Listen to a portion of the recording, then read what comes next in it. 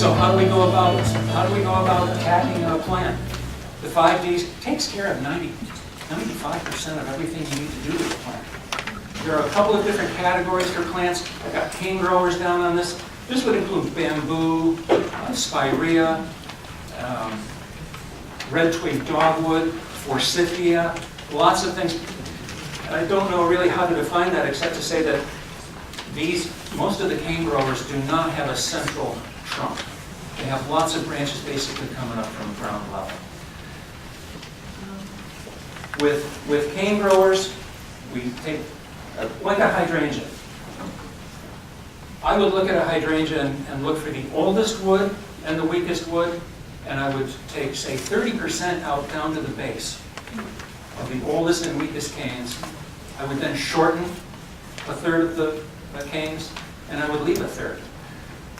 The theory being you've got a constant sort of renewal happening. If you take a third of the plant away, the plant's response is to grow new canes.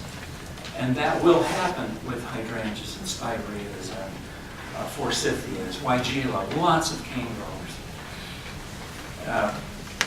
So if you follow that, you've got a constant, you won't end up with these giant canes in your hydrangea that are 2 inches in diameter and look really old and aren't very productive. Past a certain point, you need that renewal so that you have vigor and good flowering and good vigorous growth. So cane growers, I don't cut bamboo down to the ground every year. I take the oldest and the weakest out. Same with hydrangeas, oldest and weakest, and I shorten some. Is this making sense to anybody? So this is, I cut this off just for demonstration purposes, but I like the size of this. This is not weak and it's not old. This is a darn nice cane. Hopefully it'll, respond to this pretty brutal heading down. The good news is, nobody knows where this came from. Are you doing that annually? Yeah. Yep. That's how you do an annual prune on these type of... Yep. And once you've got them under control and growing nicely, maybe you can cut back on that a little bit. But a lot of what I do is renovating the plants that have been ignored or badly grown. So, but that would be, yes. Quick question for hydrangeas. I know time of year and stage of growth and all those sorts of things always come into question. The way I have done it in the past, I just kind of wait till I start to see the new growth. Yep. And then I, cut down to that. Well, what I look Is it for... better to do it before that new growth comes down? Hydrangeas are, I mentioned this earlier. My experience is that deer don't like the flowers on a hydrangea, but they do like the buds and the canes. So I don't even deadhead, unless one of my accounts says I want them deadheaded. I leave the flowers on till the very end and take care of them at the same time I do the pruning. Because typically in most neighborhoods, the deer aren't going to bother a hydrangea where it's covered with old flower. If it ever gets a chance to bloom in the first place. Well, yeah. So maybe a little fertilizer. I don't know. Or No, maybe because of the deer. Yeah. So I cut this off, and I did this pruning at the homeowner's request. I would have waited longer. I would have waited until I had huge fat buds. I prune just before they're ready to pop. I wait so that I can see a pair of big buds. There's only one bud right down here, so I wouldn't have cut down that far. Same with here. There are 2 buds, but one of them's weak. So this is as far down as I wanted to go. And you can play with this some. You can stagger cuts, which I think looks better. I will go, this cane was probably this tall. So I went pretty far down, 3 or 4 nodes, perhaps, I don't remember. There were healthy buds further up, but this is another way to kind of keep it small too, and less likely to flop over under the weight of or high winds or snow or something. So if you do have something that's been ignored for years and years, you don't want to take a whole bunch, you want to do it maybe a little each year, or? That would be my recommendation. With trees, they talk about 20% as being, never take more than 20% of live wood out in any one growing season.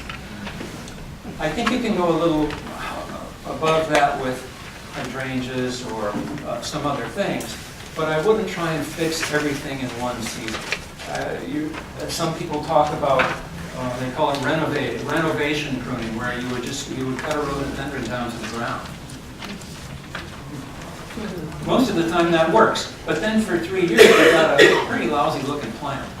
Did it solve the problem? Yeah, you got it under control again, but then you have to live with the, kind of a scrawny thing that isn't growing the way they typically grow. Same with, there are a lot of other things that you can cut back really hard, but I'd say take it easy. You can always do more next year. Be conservative. Yes? Why would you trim a road? What's the beautiful of that? I don't know what to do with the road. Well, they don't read their own tags. When it says 4 feet by 4 feet, they don't care. Plants grow until they die, or until the limbs break out or whatever. So you want to, every now and then you have to do some pruning because plants get too big for the spot. You either prune or you take them out and put something else in. And there's an ornamental aspect to it as well. It's not just about controlling the size. We try to prune stuff to accentuate the natural beauty of a plant. So we might make some thinning cuts in the center of the rhododendron or any kind of plant really, so that there's more, you would prune also for more light and air to get in. So you've got better air circulation, fewer fungal problems, powdery mildew is a problem on rhodies. So you would prune for health, prune for appearance, prune to control size. Yeah. And this time of the year, in that book that Mary Robeson's book, she mentions pruning for cyprias, witch hazel, flowering quince, and several others that are blooming right now, and taking those cuttings in and putting them in a vase. So, and even if they haven't bloomed yet, once they're in a warm place, they'll bloom and you'll have a nice fragrance or some color. So another reason to prune occasionally is for put some stuff in a vase in your house. Yes? Is there any way to keep an evergreen tree shorter without just chopping off the top and having the hydra effect? Yes and no. You can't. The problem with most evergreens don't respond well to hard pruning. They don't regrow. Use the coast redwood. This is a Norway pine that was in a pot that was about this high. Yeah, they're not going to send up. They're not going to send up vigorous growth like this after you prune them. That's just part of their genetics. They don't do that. So, but by topping a tall tree, you're asking for trouble. Unless you want to unless you want to do it for ornamental purposes, or let's say you're trying to form a hedge. Lots of people have planted Leland cypresses. It's a weed tree. Really, they'll be 40 feet tall and 40 feet wide, and people plant them 3 feet apart and think it's going to be a nice little hedge. And so what happens for them is they have to prune them every year to control the size, because they do grow after being pruned hard, whereas a pine won't. So if your purpose is to then maintain it as kind of a specimen thing like you would see in a Japanese garden, that's possible, then I'd say, it's worth looking at or maybe doing it. Typically, you don't want to top a tree. Typically. Sorry. It's going to be into the power lines in about 3 more feet, and I don't want to have to take the whole tree out. So. Well, you might consider calling a certified arborist to come out and have a look. It doesn't have to be me. Call someone and have them come out and have a look at it. It might be there might be a way that you could artfully prune out the center so that it was just the perimeter branches that went around the power lines. That happens a lot. That's an acceptable way of dealing with big trees around power line, and you'll see, yeah, that's, so, call me. So cane growers, are we clear on that? Take a third out, shorten a third, and leave a third. Try that year after year after year, and you'll have nice plants. Yeah. Do red twig dogwoods have suckers? My red twig dogwood has all these little things on the bottom, and I don't know if I'm supposed to cut them off or not. I just noticed a variety of, I think it's called winter fire. It's a variety of red twig dogwood that had all kinds of suckers under it, and I was really disappointed to see that because it's going to be a mess. I don't know what kind you're talking about, but red twig dogwood, if a branch touches the ground and stays there, it'll root out, and so you'll then have the equivalent of suckers. Yeah, but I don't think it comes up easily. And so a sucker versus water sprout. Suckers are vigorous vertical growth that come up from the roots or from below a graft, so very low on a trunk.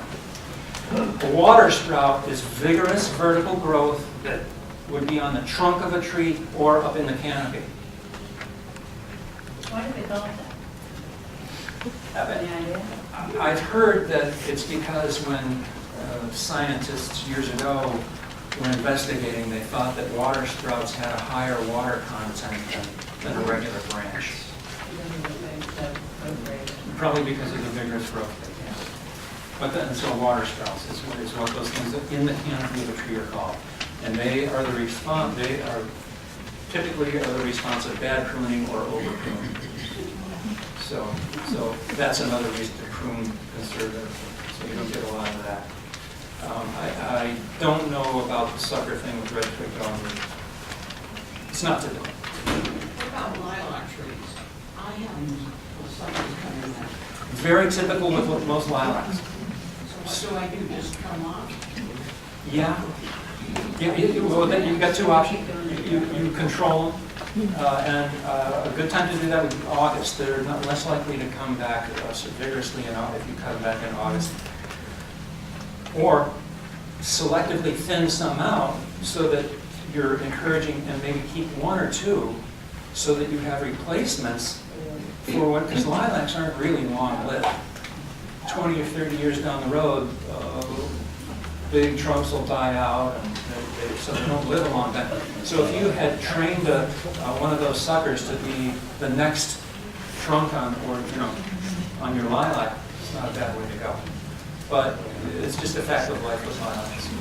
So either keep them under control, let one or two grow, or let them all come up, which is kind of messy. Or